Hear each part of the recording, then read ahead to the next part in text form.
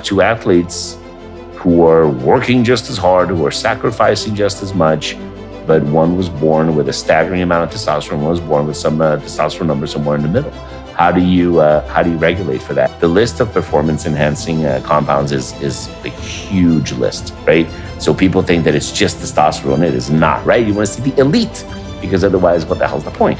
Why do I say that? Because there's a lot of hypocrisy. We expect that performance, but we're not necessarily willing to tolerate anything that's performance-enhancing. What's up, everybody? Welcome to No Limits with Dr. Thierry Jacquemin. I'm Dr. Thierry Jacquemin, as you probably have guessed. We're going to talk today about a very controversial subject that has taken a lot of different shape and different forms over the years in a lot of different contexts. We're going to, for sure, over the next few weeks, be bringing in some other people because I want to get some other opinions. I want to get a lot of feedback from you guys on this situation, because it's a situation that tends to be very, very, very polarizing. We're going to talk about the subject of doping and performance enhancement in sports.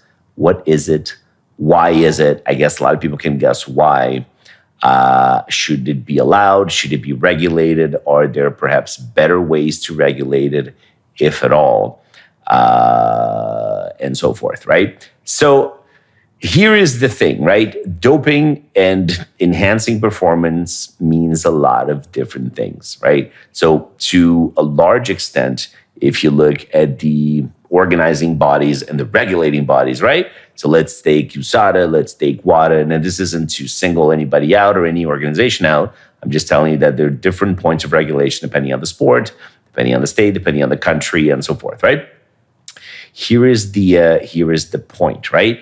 Which I think that there is a lot of inbuilt hypocrisy on the side of the organizations that put the sports together, and then for sure on the side of the consumer, right? Let's face it, you sit down or you buy an expensive ticket to go see a sporting event, or you sit down in front of your TV in your sporting event, you want to see people at the top of their endeavor, right? You're not going to pay the ungodly amount. I don't know, what people are paying for tickets, but going to a sporting event in Miami, where I live, is an investment, right? So, the average person is not going to pay to go see somebody do an activity that they can do themselves just as badly, right? So if you say, well, I play really bad basketball, but I'm going to go pay $1,000 for a ticket, and I want to see people play just as badly. No, you want to see unbelievable stuff. You want to see unbelievable athletes, unbelievable performance, and so forth, right? That applies to every sport. You go to a bodybuilding show. That's the prime example. There's been all this controversy over the years about drug testing, no drug testing, this, that, and the other. Same thing, right? Are you going to go, right? Let's take the utmost competition, right? Let's take the Mr. Olympia competition. You're going to get on a plane, buy tickets, travel, sit through a show, sit through judging, pre-judging, everything else. Are you going to sit to watch a bunch of, pudgy competitors with high body fat and no muscle performance? Of course not. You want to see people that are 1%ers, right? Less than 1%ers. You want to see the crème, right? You want to see the elite, because otherwise, what the hell's the point? Why do I say that? Because there's a lot of hypocrisy. We expect that performance, but we're not necessarily willing to tolerate anything that's performance enhancing. And here's the other thing. Where do you draw the line? By the way, this is literally me asking an open-ended question, right? I don't claim to know where that definition lies, right? But, a cup of coffee is performance enhancing, right? So should we limit that? A night of sleep is performance enhancing. Should we limit that? Should we regulate how much athletes sleep? More than this is too much, and you're too rested and your cortisol levels are too low. Less than this is too little.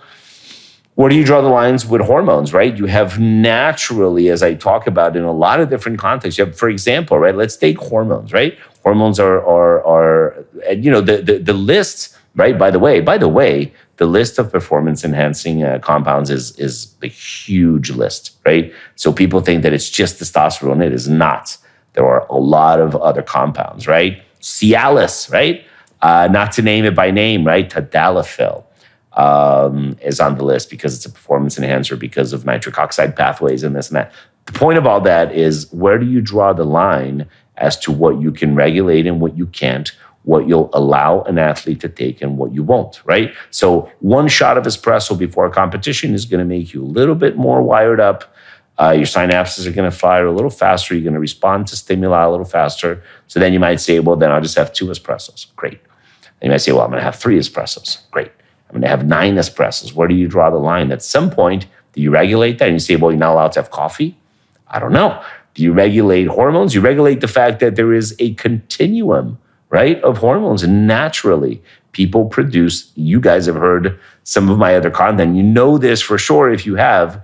People produce hormones in different quantities, different rates, and different pulses, right? There's a wide variability, right? So then we sit here, for example, right? Let's take a classic one, and you regulate the testosterone component.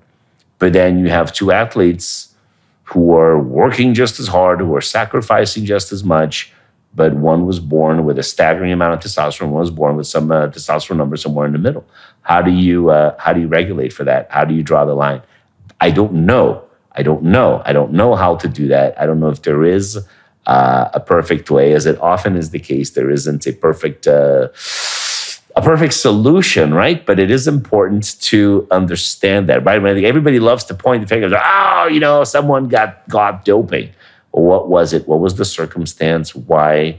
What was the sanction? Did it fit the crime, so to speak?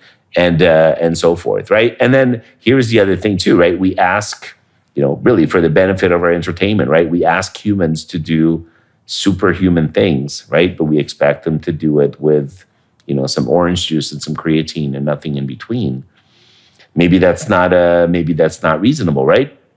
Look at cycling, right? Let's look at long distance cycling. Let's look at the Tour de France. Look at all these major events that are just staggering amounts of endurance and training and this and that. But, the sport has been riddled. And I don't mean to single out cycling because, doping is a thing in all sports, right? Anywhere where you put human beings regulating something and large sums of money, there's usually going to be some fuckery, period, right? So, but the point is, there've been all these scandals in cycling with different compounds. And basically, it's usually a reactive process, right? Somebody gets caught using a particular thing that maybe wasn't on the list. Oh, well, that's now added on the list. Great. Now they go around, circumvent, do this, do that. Well, let me add this other compound. Now somebody gets, tested with something else. Oh, well, now you positive for this. Let's add that on this. It's a very reactive process. But there comes a point where, nutrition, right? Like what you consume for food can be performance enhancing. Or for sure, it can be performance limiting, right? Even somebody who isn't a professional athlete can attest to this, right? If you have certain kinds of food, it makes you sleep, makes you this, makes your joints hurt, whatever. I don't mean to pick on gluten here, but let's face it, right? But then the flip side of that is also true, right? For high performance individuals, for athletes, for sure. Now the question is, what do you do? How do you regulate it? How do you go about regulating the fact that there's a continuum? There's a continuum for strength production, there's a continuum for speed. Do you regulate for that, right? Like the fact that naturally some people are more gifted than other people. Again, it doesn't negate the fact that you need work, that you need discipline, that you need all these other things. We all know about that. This isn't that discussion. The discussion is where, when, how, and whether we should even consider drawing the line, right? Aside from the fact that you take a sport, for example, right? Take combat sports, right? Where there is not only the, entertainment component for the consumer, but the priority there has to be the safety of the fighters, right? Well, guess what? Being dehydrated for a fight and having very little testosterone levels at the time of the fight presents a danger, right? Presents a danger. It's well proven, right, that there's a higher incidence of brain injuries, there's a higher incidence of muscle injuries in general, if those two things are true. And the fact of the matter is, most of those guys are having to operate under those conditions because they're calorie deprived, because they're trying to make weight, because I'm allowed to use for this, I'm not allowed to use for that. They're tested for this, they're tested for that. Here's the other thing too. I'm lucky enough to have a lot of these high performers that I know pretty well. You know, some of the stories you hear are crazy, right? About how doping agencies sort of just pull up to your house randomly, and you're with your family, and somebody just knocks on your door. Sometimes they don't even identify themselves, but you have, you know, a very finite amount of time to pee in a cup, where it's considered a violation. You know, there have been cases with it in multiple sports, right? Where, you know, an athlete basically just said, listen, hold on a second, show me some ID, let me call somebody, let me confirm, because now you have a high profile person potentially just letting some random unidentified person in your house. So it's very easy on the side of the non-athlete to say, oh, well, you know, that guy, that girl's doping for sure. I know it. That's why they made the agent from the doping organization wait at the door or whatever. But, you know, put yourself in that position for a second, right?